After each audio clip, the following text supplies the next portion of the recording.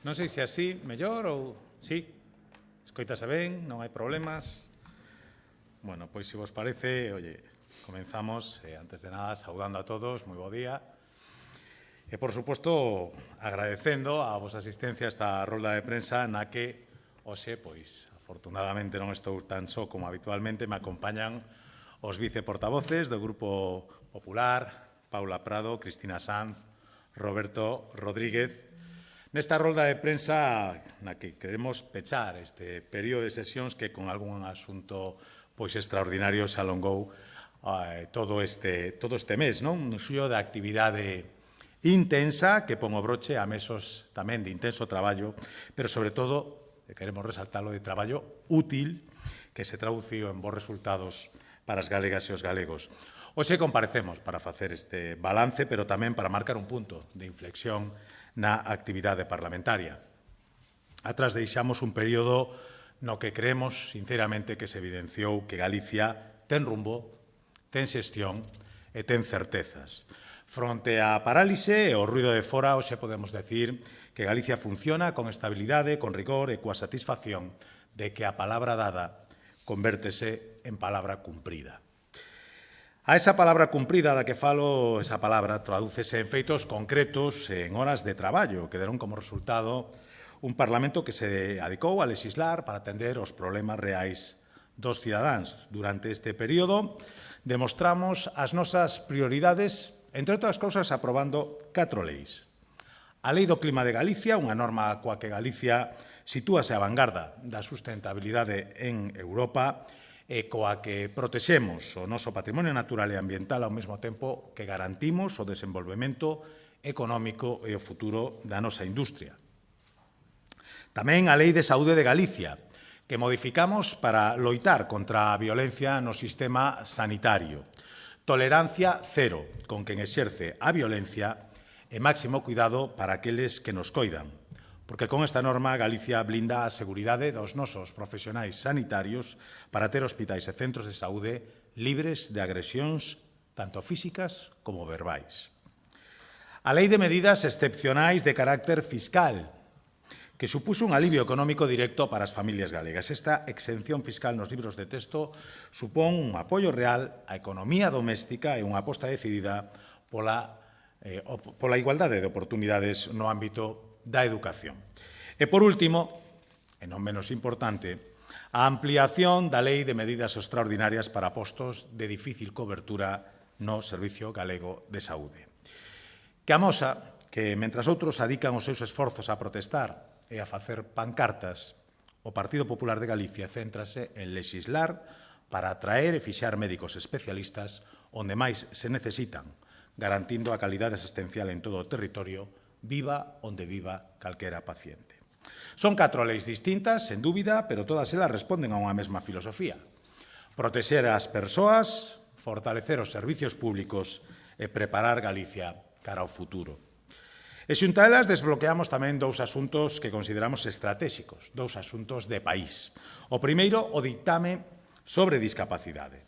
Tras máis dunha década de intenso traballo e de intensa escoita, este Parlamento aprobou un documento clave que pon no centro os dereitos, a autonomía e a inclusión destas persoas. Saldamos así unha débeda histórica co terceiro sector e co mundo da discapacidade, establecendo unha folla de ruta para todas aquelas administracións que, como a Xunta de Galicia, están comprometidas nunha sociedade máis xusta para todos. E o segundo dos asuntos desbloqueados pois foi a creación desa Comisión do Leite que acaba de iniciar os seus traballos. Unha comisión que nace coa prioridade de escoitar a xente do noso rural para pôr en marcha medidas reais que protexan aos gandeiros nas negociacións dos prezos e garantan o futuro viable para as súas explotacións. Estes logros son froitos dunha actividade parlamentaria moi intensa que demostra o alto rendemento desta Cámara. Os datos creo que falan por sí sós. Entre xaneiro e xullo celebramos 151 sesións entre plenos e comisións. Os 13 plenos deste semestre sumaron máis de 157 horas de debate. E, de feito, no que vai de legislatura, Galicia segue sendo unha das comunidades con maior actividade parlamentaria de toda España, só por detrás de Cataluña e acumulando xa 624 horas de debate en pleno. E a isto hai que sumar o traballo minucioso das comisións que roldaron as 355 horas de actividade só neste período. Cifras que reflicten tamén que o Grupo Popular levou o peso do traballo diario. No Pleno defendemos 22 proposicións non de lei, logrando que o 21% delas se aprobasen por unanimidade. As que se suban as 95 PNLs defendidas nas comisións, o 37,5% delas tamén lograron esa desexada unanimidade. Formulamos 33 preguntas orais en pleno, 43 en comisións e rexistamos casi 1.000 preguntas en total entre pleno e comisión. E, ademais, e isto quero destacalo, quero agradecer o esforzo pola transparencia que realizou o Goberno galego. 11 conselleiros compareceron en pleno, ao que temos que engadir as 51 comparecencias de distintos membros do Goberno nas respectivas comisións. E isto significa que cada 48 horas, menos de 48 horas de actividade parlamentaria, alo menos un membro do Goberno compareceu en sede parlamentaria. Como dicía, este traballo non se detén aquí, porque xa temos en marcha dúas novas leis. O proxecto de lei de educación digital e o proxecto de lei contra o acoso e a violencia digital.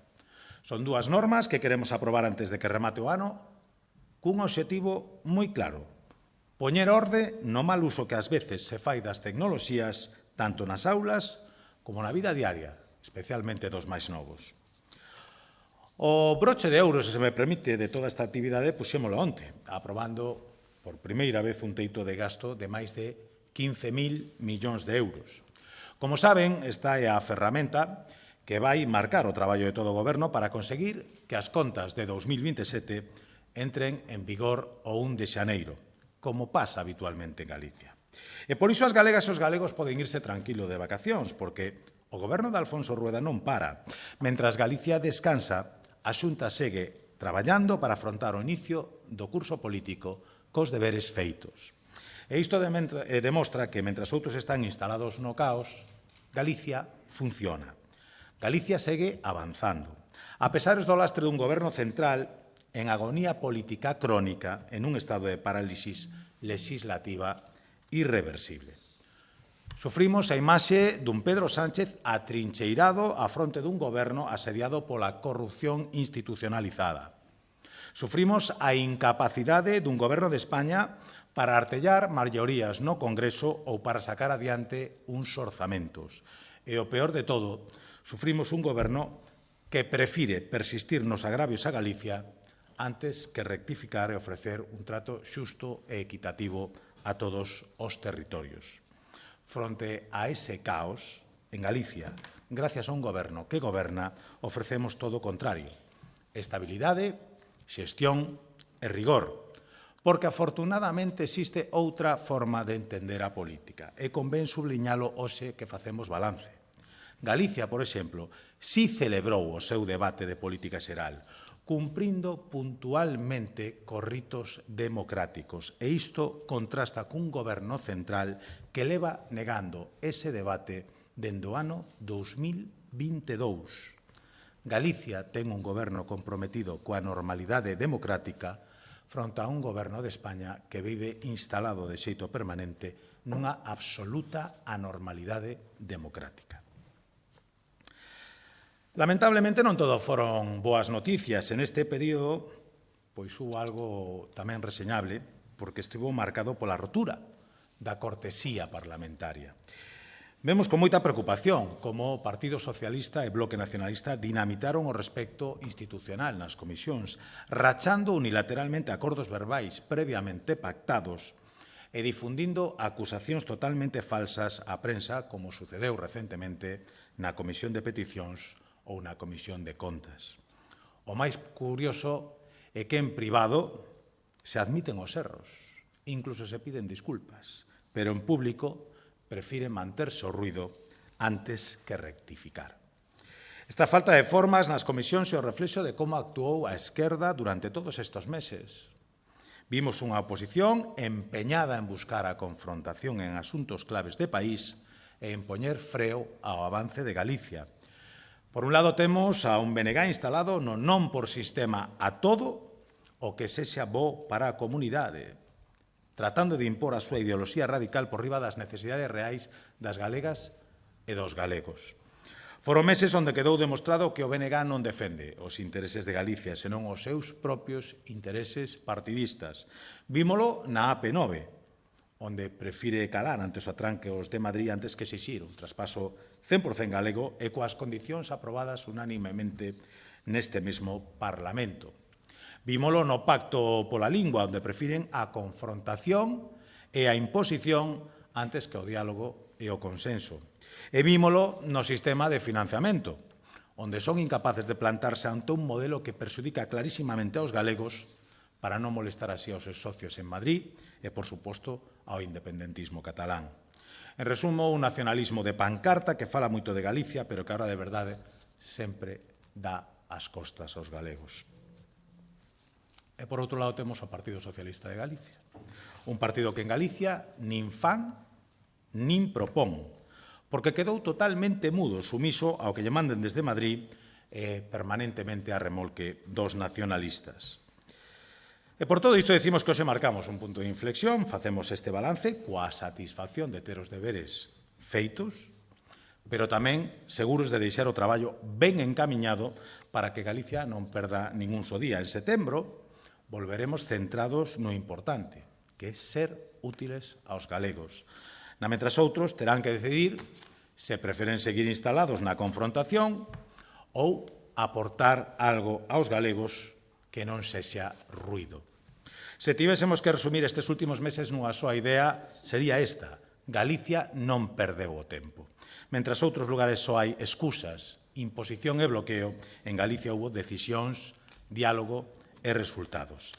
E con isto poñemos o ramo a esta rolda de prensa e tamén a este período de sesións. Só queda pendente pois poñernos a vosa disposición por si considerades precisa algunha aclaración, por si queredes realizar algunha pregunta e con isto pois marchar xa plenamente satisfeitos, seguros de que cumprimos con todas e cada unha das nosas obrigas neste período de sesións. Vos hai a palabra.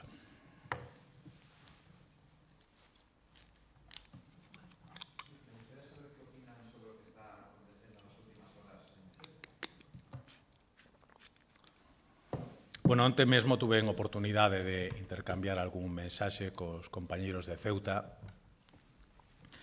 O que estamos vivindo é gravísimo. O que estamos vivindo é unha situación que desborda as capacidades do goberno ceutí, onde hubo unha petición unánime por parte de todos os representantes públicos de Ceuta pedindo apoio, pedindo medidas, porque o que estamos vivindo ali é francamente sorprendente. Para os galegos que non coñecen a situación, é dicir, estamos falando de unha cidade que ten 85.000 habitantes e menos de 20 kilómetros cuadrados. Menos de 20 kilómetros cuadrados. E que están a recibir un aluvión de entre 20 e 45.000 persoas, según as fontes, nas últimas horas. É francamente inasumible, o vivimos con moita preocupación, pedimos o compromiso de todas as administracións para apoiar a unha cidade española que reclama a axuda dos seus compatriotas e o único que agardo é que todo o mundo este á altura das circunstancias para prestarlle a atención e a axuda que realmente merecen os ceutís que están vivindo estas horas con angustia, con gran preocupación e que o único que agardan é pois, o apoio incondicional dos seus concidadáns e das súas institucións.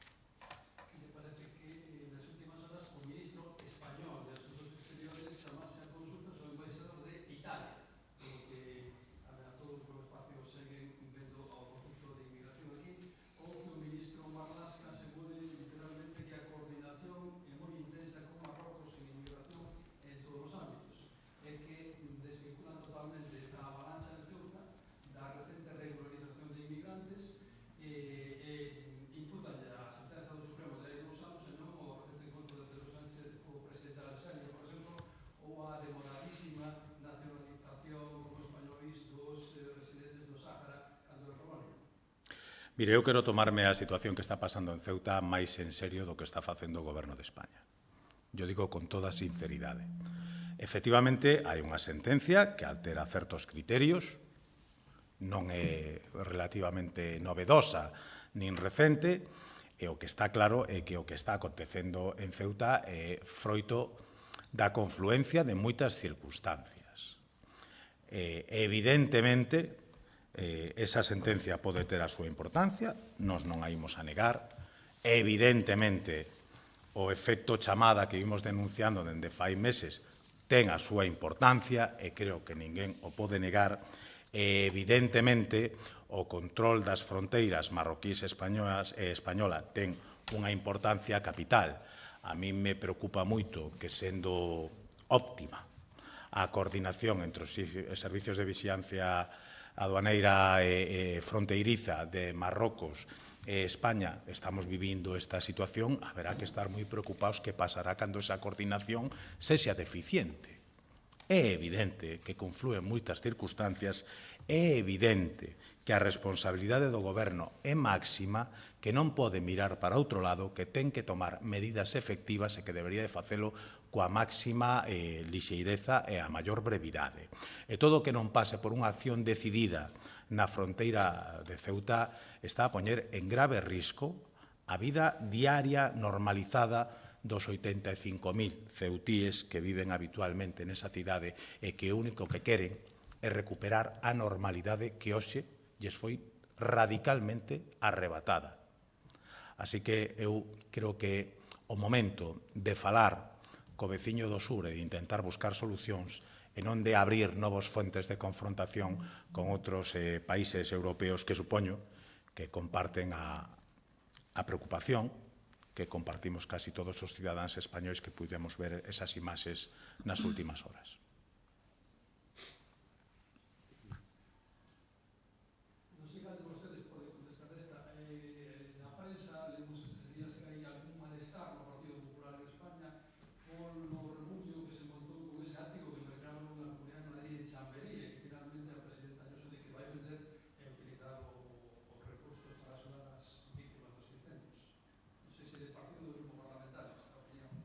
Por poder podemos contestar calqueira, pero creo que todos temos os mesmos datos. É unha cuestión, evidentemente, da Comunidade de Madrid. Eu descoñezo os pormenores, non sei se alguén ten algún pormenor máis, xa se deron as explicacións, e ademais creo que se frustrou todo o que ten que ver coa venda ou coa compra, perdón, dese inmoble, con o cual, en fin, pouco podemos aportar desde Galicia, salvo que aquí, en fin, patrimonio inmobiliario da Xunta sigue sendo exactamente o mismo nas últimas semanas que era antes.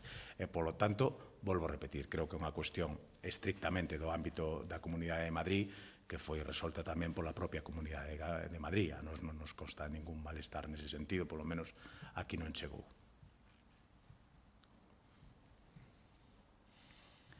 Algunha cuestión máis? Non?